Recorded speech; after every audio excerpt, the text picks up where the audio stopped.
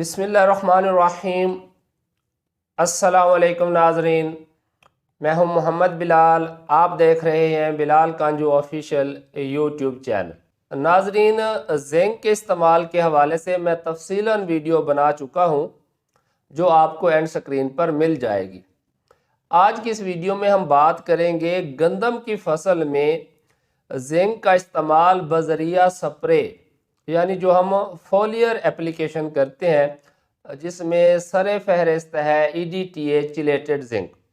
अमूमन दो ब्रांड ज़्यादा कॉमन है, एक है लिबरल जिंक और एक है हेडलैंड जिंक।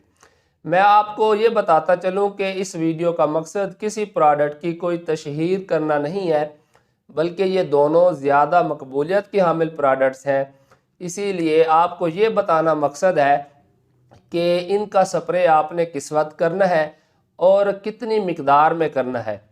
क्या इनका स्प्रे करने से गंदम की जिंक की ज़रूरत पूरी हो जाएगी या जस्ट ये हमें कहानी करवाई गई है। पहले मैं आपको बताता चलूँ कि हमारे वो काश्तकार हजरात जिन्होंने सादा यूरिया के साथ जिंक सल्फेट ज़मीन में अप्लाई कर दी 6 किलोग्राम तक, या जिन्होंने ज़बरदस्त यूरिया इस्तेमाल कर ली है, वो बेशक फोलियर जिंक का इस्तेमाल ना करें।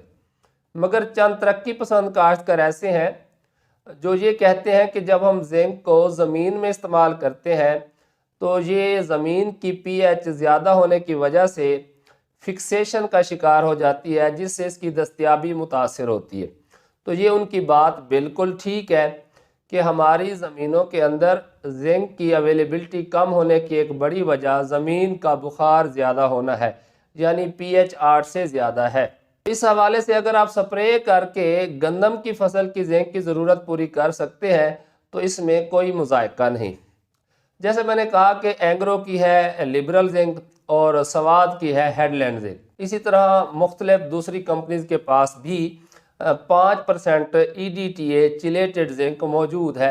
आप अपनी मर्जी की कंपनी का इंतखाब कर सकते हैं। इनकी ऑन एवरेज जो प्राइस है वो तकरीबन जो 500 ग्राम का एक पैक है वो 2000 का पड़ जाता है, यानी तकरीबन 1925 रुपये या 2000 रुपये के करीब है। अब इन दोनों में और कोई ख़ास फ़र्क नहीं है। जो है लिबरल जिंक, ये है प्रोडक्ट BASF जर्मनी की, जबकि जो है हेडलैंड जिंक ये है कंपनी हेडलैंड UK, यानी ये बरतानिया की कंपनी है। दोनों की जो मैं सिफारिश करूंगा मिकदार गंदम के लिए वो है 500 ग्राम फी एकड़, जबकि आपको इनकी सिफारिशात में या मुख्तलिफ जगहों से 150 ग्राम की पैकिंग भी होती है हेडलैंड जिंक की, वो आपको रिकमेंड की जाएगी फी एकड़।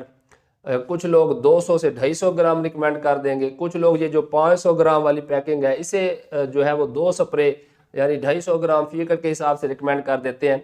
मगर अगर हम 500 ग्राम में 5% जिंक है तो 25 ग्राम हमें टोटल जिंक मिलता है।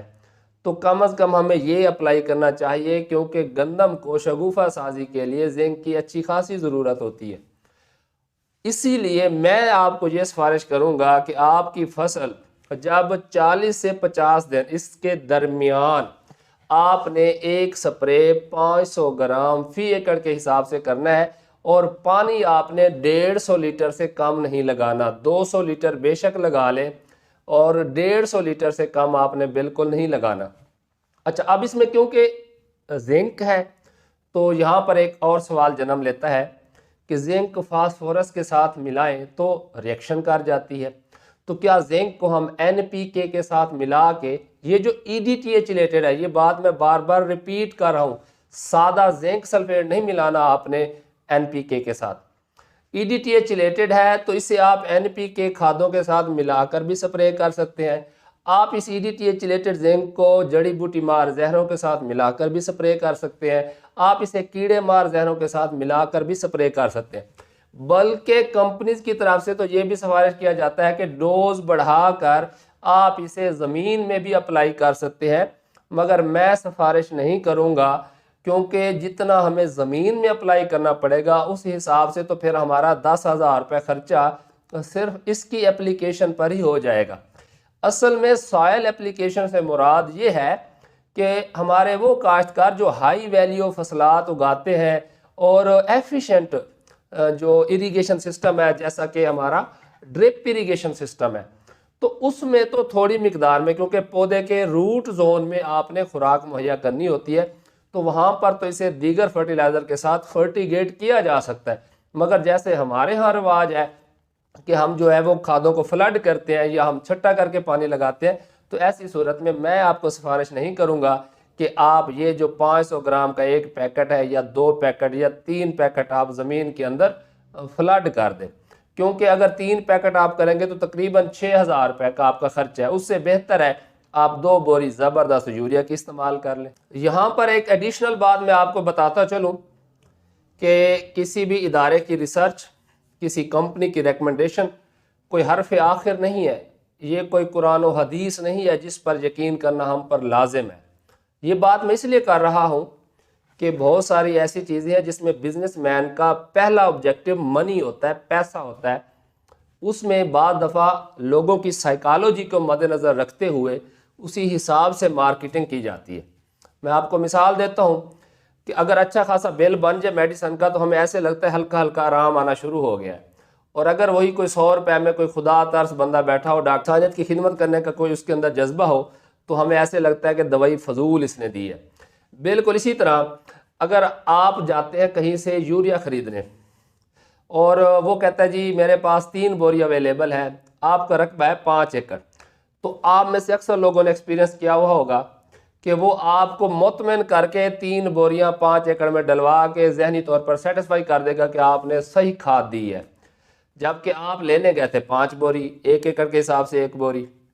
इसी तरह आपने ये भी नोट किया होगा, तब आप इंसेक्टिसाइड खरीदने जाते हैं कॉटन के सीज़न में खासकर, तो साफ ज़ाहिर उन्होंने अपनी सेल को फोकस रखना होता है, तो बाद दफ़ा प्राइस इतनी हाई होती है कि वो आपको कह देते हैं यार ये 2 एकड़ पर स्प्रे हो जाती है, आप ऐसे परेशान ना हो, ये वैसे कंपनी का एक पैक है, वैसे हो 1.5 एकड़ पर जाता है, 2 एकड़ पर जाता है। तो आप वो मुतमिन हो के खर्चे वाली साइड से तो वो प्रोडक्ट ले आते हैं। तो इसीलिए मैंने तो यहाँ तक कुछ लोगों से सुना है कि जो हमारा ब्लड प्रेशर लेवल है या जो हमारा शुगर लेवल है, ये मैनिपुलेट किया गया है ताकि उस रेंज में लाया जाए कि लोग इसके मुतालिक परेशान हों, इसके ऊपर नर्वस हों और फिर मेडिसिन की तरफ जाएं।